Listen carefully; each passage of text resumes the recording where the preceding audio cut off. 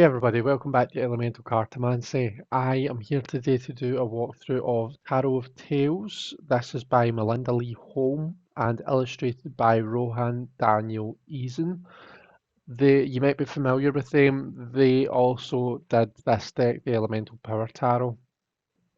The box, it comes in, similar to the Wild Unknown, it comes with one of these sleeves, and the box itself is a hard box with a magnetic flip type compartment for the cards. The book is bigger and sits on top, and the cards themselves have their own kind of a two-part box here. So, can't fault the packaging. The cards are obviously kept nice and safe, and it's a really nice guidebook as well. Um, Before we look at the book, actually, the card stock, these are the backs, and the card stock is kind of a paper, like matte paper style. The size is the same as the Elemental Power Tarot. If you've got those cards, the size is the exact same as them. It's bigger than your standard US games, just to give you a size comparison. So you can see that it's a fair bit broader and a fair bit taller. Um, there's no edging or anything on these cards either, by the way. They just have kind of a white edges. The book. So we've got a lovely wee book. It's a hardback book. And yeah, I think that they've done a really good job on the production of the book. Um, in terms of the information that's inside, so we've got, some different, your usual introduction. It tells us a bit about, the deck itself, some basic stuff about reading the tarot, reading between the lines, some spreads, and then it goes into the cards. So it says here on this page, which is your story, it says Tarot of Tales is written and designed to invite you into the world of your personal story.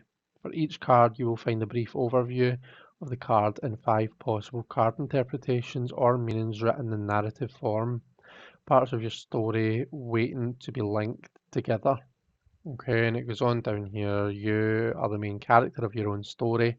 There are many other characters in your story, supporting roles, background characters, even villains. They all have their own stories too. What their motivations and intentions are may be interesting, but they do not have a direct impact on how you, the main character, work through issues as your story develops. So, as you can see, it's very much the idea that you're looking at your own life as a story, as a fairy tale type thing. When I initially saw this deck, I was under the impression that it was going to be like, like the fairy tale tarot or something where it's based on um, fairy tales. It may well be, it may be based on fairy tales or folk tales or something, but what I would say is, in terms of the information that we get in the book, it doesn't tell you, it doesn't explain the image on the card. So if we just look at what we're given here, for this is the Hermit card, so we get a full kind of a page color representation of the card, and then we get a full page of information, and the same applies to the minors as well as the majors. Um, so it gives us a bit, a basic bit about the card, and that's what's in bold here. And then it gives us so it basically does a main spread in this deck, or sorry, in this book. So that's kind of a 5 card spread here. You can see the positions for that are in the past, at present, from above, deep within, and on the horizon. So it's basically like a past, present, future, conscious and unconscious type idea, I think. But each card is broken down into those 5 spread positions. Okay, so and it gives you the idea of that card from that point of view. So it's quite interesting. It's I'm sure Vincent Batisci's done a book where he looks at each of the cards and each of the positions of the Celtic cross. So it's a good idea. It's a good learning tool, and I think it'd be quite good for beginners. Obviously, as long as the artwork resonates with you. Um, so yeah, the book is pretty decent. what we'll do next is have a wee look at cards, a wee flip through, and yeah, then we'll come back at the end and do the shuffle and whatnot.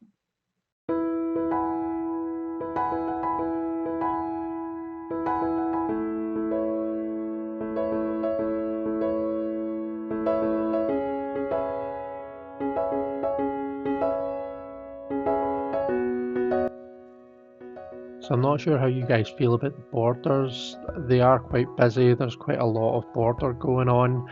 It kind of suits, I feel, like it's in keeping with the style of the artwork, I guess. Um, so yeah, it doesn't bother me too much. I would have preferred if the backs of the cards, if that border around the backs was black as well, rather than that creamy colour, because then the deck would have lended itself to being edged in black really well. But hey ho.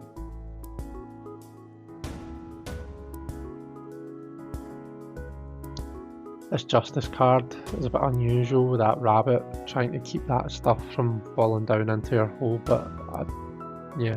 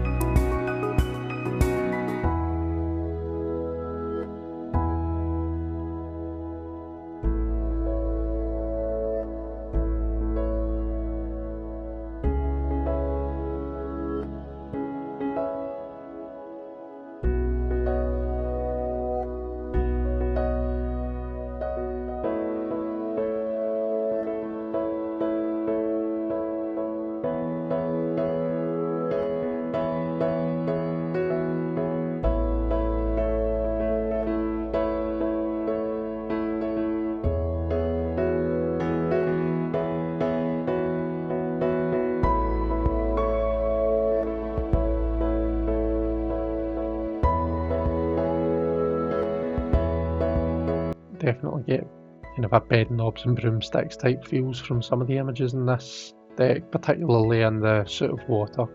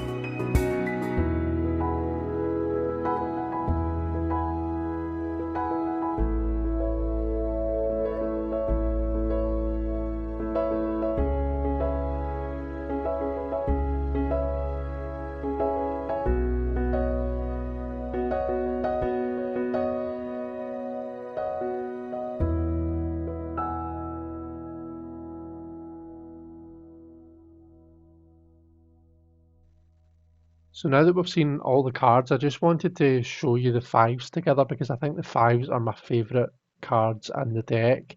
I really love how they really display the chaotic nature of each of the elements, you know, that forest fire in the five of wands, the tornado and the five of swords for air, you know, the that crashing wave in the Five of Cups, and then I don't know if that's some sort of landslide or avalanche or something that we're seeing in the coin suit, but it just I think it really demonstrates the chaotic nature of the fives really well, and it's one thing that I really love about the deck. Okay, the cards actually shuffle really well. I really like how they riffle shuffle because they're very kind of a malleable, they're very bendy, and it doesn't hurt my hands to riffle shuffle them. I was sitting riffle shuffling them for a good while earlier on. and yeah, my hands aren't sore or anything. So they're not too strong to be good at riffling. Um, they overhand really nicely as well because I mean, they're bigger than your standard, but they're not so big that they become difficult to handle. I've got quite big hands, mind you, so I suppose just judge it based on what you saw in the size comparison, but shuffle quite nicely. Um, in terms of a question to look at, I was thinking we could just do a quick three-card spread. And a question that I asked a while ago was, it was about someone's kind of felt their creative power was dwindling. The creative juices were lessened, were dwindling a bit, and they wanted to know what advice the cards had for them. So let's pull for that. Um, let's see the situation is the Emperor. So the Emperor maybe suggests that maybe trying to kind of have too much control over everything. That's the thing about creativity and your creative mojo. Things have got to flow well. You've got to be kind of in that zone. And when you get too much Emperor energy, try to be too controlling over I feel that it can have an effect, and it can things get too rigid. Let's see, the advice is the Eight of Swords. So that's maybe just a kind of a nod to, you are the one that's imposing these limits on yourself, okay? So the Emperor, it's not someone else that's imposing that Emperor energy on you, it's you that's imposing it on yourself. So as soon as you decide time is right to kind of loosen up a bit, and funnily enough, was a kind of a not here, just saying loosen up. Um, and yeah, just kind of let those creative juices flow again. Then you hold that power, so that you're the kind of a key to that. The outcome is justice. It's a card that kind of comes up quite a lot. It's quite a strange card for the for what we're reading. But justice is cause and effect for me. So again, it's just rehashing the idea you're the one with the control. So basically, as soon as you decide that it's time to loosen up a bit and not become so controlling over what you're trying to create and just let it be created, then that's when you're going to see the results. Really, it's as simple as that. It's cause and effect. Interestingly, in this image, we see it looks like a bear talking to some raccoons. So maybe get some inspiration from other people as well. Speak to other people that have maybe been through the same thing, that have had the same kind of a creative block, and maybe they'll have some advice for you as well. Okay. Um, Let me just also just like kind of lay out some more cards just to let you see how they look in a spread. So if we do like 6 cards here, maybe. Um, So kind of it gives you an idea of how they look together, how the artwork looks and whatnot. But yeah, I hope that you guys have enjoyed this. Thank you very much for watching. Take care, and I shall see you all later. Bye bye.